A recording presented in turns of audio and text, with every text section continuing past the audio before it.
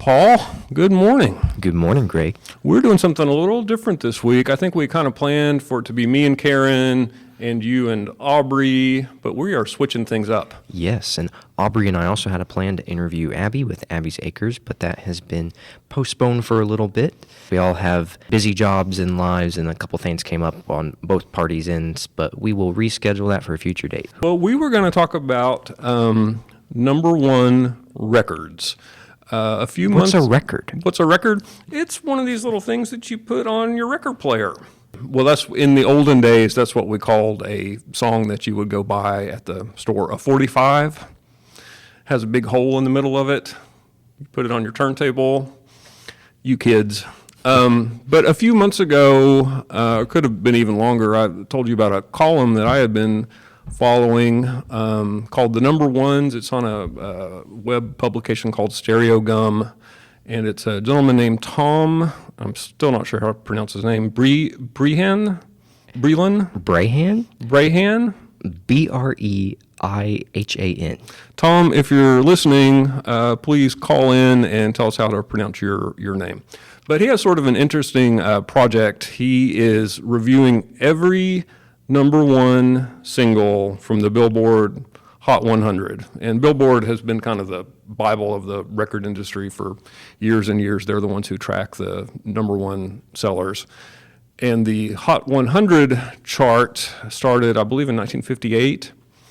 In its modern form, that's correct. In its modern form. There were some predecessors, and they do all different genres too, like the number one country song or the number one adult contemporary, or they're different charts. But this is the big chart. Hot 100 is every genre agnostic chart that covers everything from rock to R&B to rap to country to gospel, etc. Right.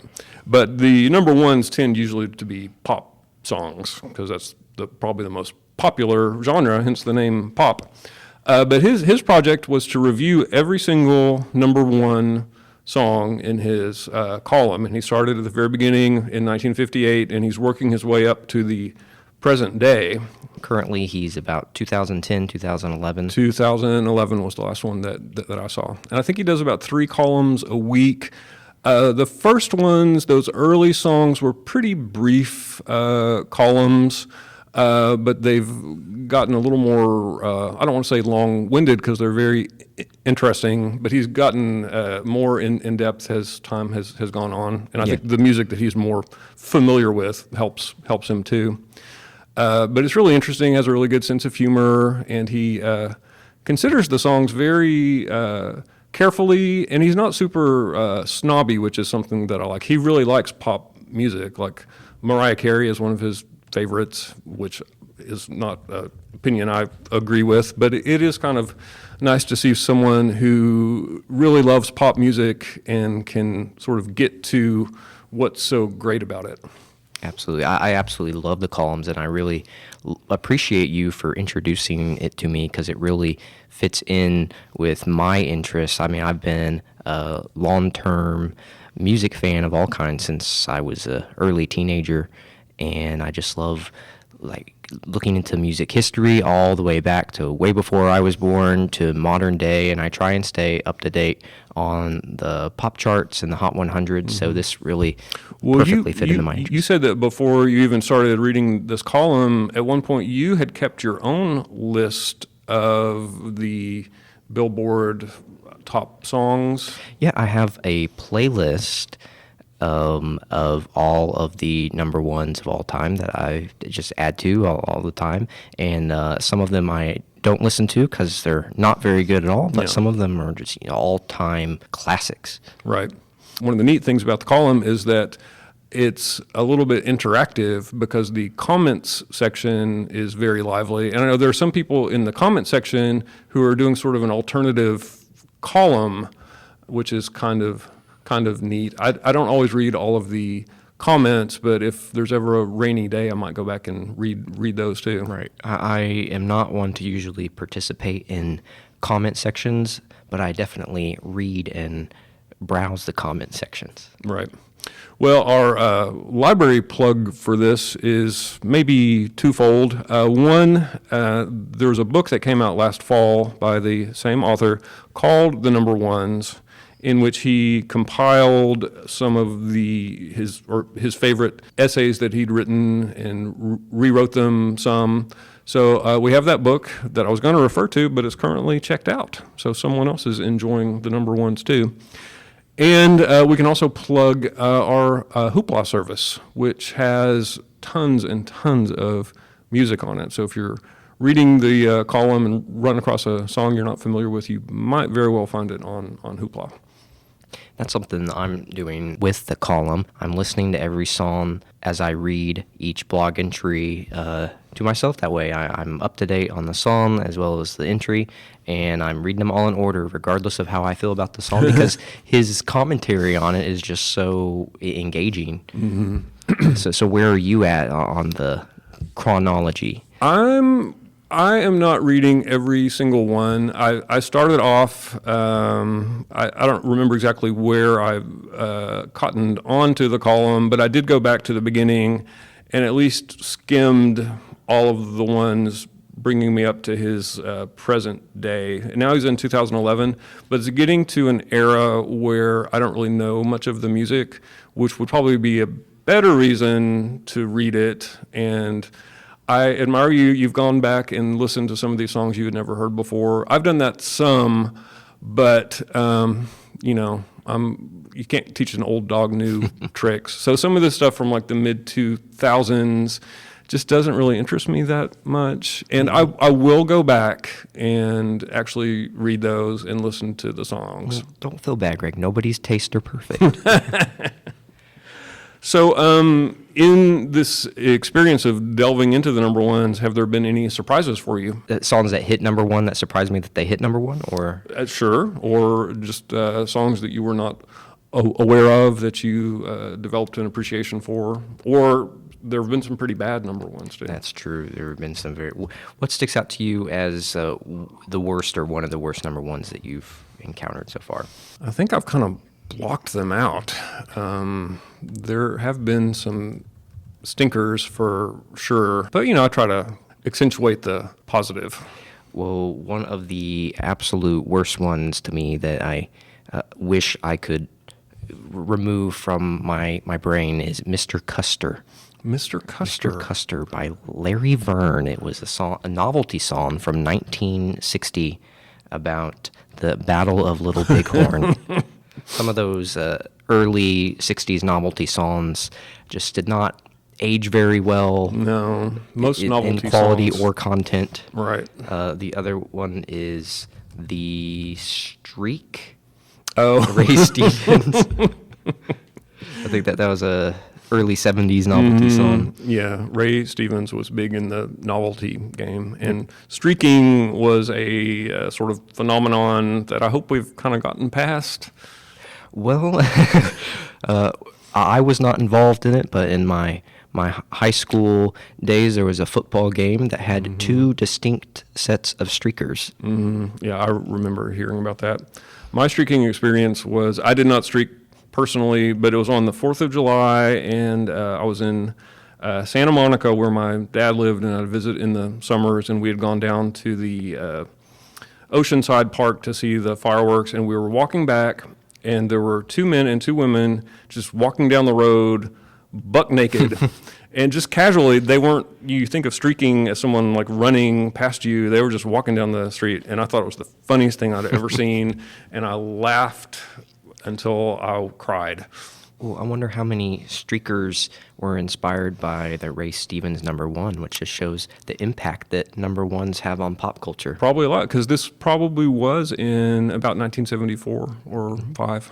So they could have been humming Ray Stevens in their naked heads. Yeah, I think the Billboard charts, at least at one time, they were very much a gauge for what was going on in culture in America at large. That's really not so much the case anymore because, we have so many options as far as the kind of content and media we can consume. Right. But there was a time until recently with the internet age and social media age, where kind of everybody knew what the most popular show was on TV. Everybody Right. was watching, everyone was tuned in the same. Like a monoculture, I think Yes. is what they call it. Very much so. And now I think you ask the average person what the number one song is at the moment, and they probably haven't even heard it yet. Well, and this is when recording was expensive. It was something only professionals did. You had to go into a studio with expensive equipment. You know, we wouldn't be able to make this podcast back in those days. We'd have to be in a fancy radio studio. And you had to either listen to something on the radio or you had to go out and purchase it. But now, of course, you have lots of free or very affordable streaming options on the internet, and you can listen to music on demand on YouTube or Spotify or Pandora or whatever you want. Right. One of the more thoughtful columns in this series that we talked about a little bit was Dancing Queen by ABBA. I believe that's one that he compiled in his book, because it's, I don't know, I've always liked ABBA a lot. It kind of reminds me of my childhood, and, you know, just the way the songs are crafted, they're very intricate, and those two ladies just sang their butts off. Yeah. But the Dancing Queen, I believe that was their only number one single in the States anyway, and the author in the column kind of uncovers the sort of melancholy underpinnings of the song. Even though it's like a dance song, there's kind of this sense of sadness to it too. Yeah, I remember reading that one specifically and listening along to the song. I kept putting the song back on repeat, and as I was reading his words, I was noticing so much more of the depth and the richness. And it's, I wouldn't really call Dancing Queen like true disco, but it's disco adjacent. Yeah. And like it's a song that you may not appreciate as such. Yeah, like, I mean, there's probably some people who view that as a novelty song because it's been in so many movies and little pop culture references and TV shows and this and that. But it's just a song you might take for granted in the modern age. But when you're actually listening to it for the sake of the song and enjoying it and like learning more about the history and everything that the artist went through behind the scenes and in their personal lives, it's just so intriguing. One thing that's kind of fun about the column is that he rates all of the number one songs, and he will also rate any song that made the top 10 sort of as an aside. So it's also kind of fun to see if you agree with his rating. I believe Dancing Queen was a 10 out of 10. It was a 10 out of 10. It's also interesting, and I mean, I'd have to look it up to give examples, but it seems like there's streaks, no reference to the streak, where several songs in a row will get 9 out of 10 or 10 out of 10. So it's like there's these periods of time in clusters of really high quality music where the public had good taste, and then there's periods where there's several back-to-back flops in quality, not popularity, where he'll give low scores. So it's interesting how that's worked out throughout history. It's like little ups and downs, roller coaster. Right. Well, around that same time period, maybe a little bit later, but one of the biggest hits of the 70s was You Light Up My Life. And that one, I don't recall exactly what score he gave it, but it would be difficult to give that one super high marks because it's just super cheesy. Yeah, and at the time, it was the most successful song of all time, which, of course, that record is getting broken all the time now because it's easier for songs to stay at number one for longer. Right. Yeah, that was not my favorite number one for sure. No.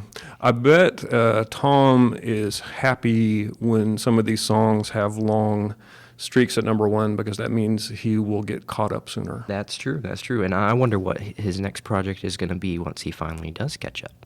Well, he is also doing a subscriber-only Billboard alternative rock number ones column, but it's only for subscribers. I got a little teaser of it one time, but it's pretty much the same format. I don't remember exactly when that column or when that particular chart started, probably in the 90s, but he's also working on that at the same time. So that's pretty neat.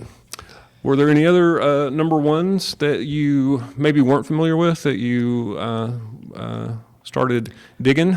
Well, there's been a handful that I had never heard before, but for the most part, I had heard most of these songs before just because I've spent years just researching music that was before my time and during my time.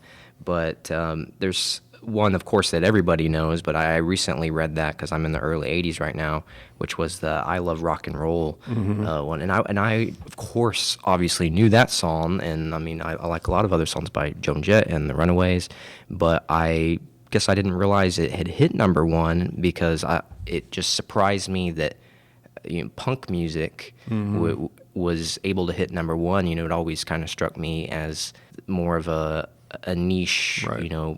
side culture type of thing, and the fact that a punk song, even though it's not like the Sex Pistols hit number one here, but I mean, Joan Jett, you would still certainly label her a true punk rocker, and It's definitely a different sound, especially coming out of. I watched a documentary not too long ago on sort of the '70s soft rock explosion when everything was just super smooth and mellow.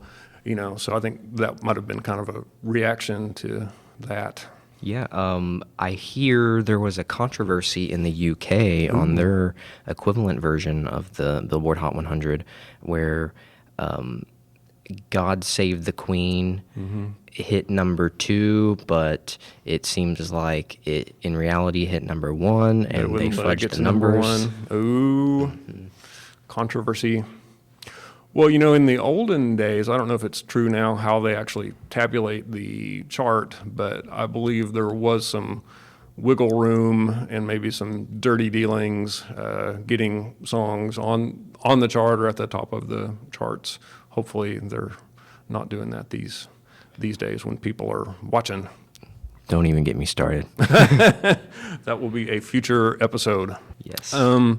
One of the columns that I remember, I think this might have been the one that got me in the first place, was Total Eclipse of the Heart by Bonnie Tyler, which is just the most epic, bombastic song of all times. And he loved, I think he gave that one a 10 out of 10 too, because I think he just appreciates pop music. And that one is a little kind of harder edged pop, but just sort of the thought that went into actually writing about this song that you could just sort of consider wallpaper. That was probably what hooked me in the first place. I also really appreciate his candidness on in his commentary on how he feels about the musicians' personal life and all of their history. I mean, I don't want to go too deep into this topic, but I mean, just seeing the way that he navigates, Michael Jackson and the various scandals surrounding him. I mean, starting with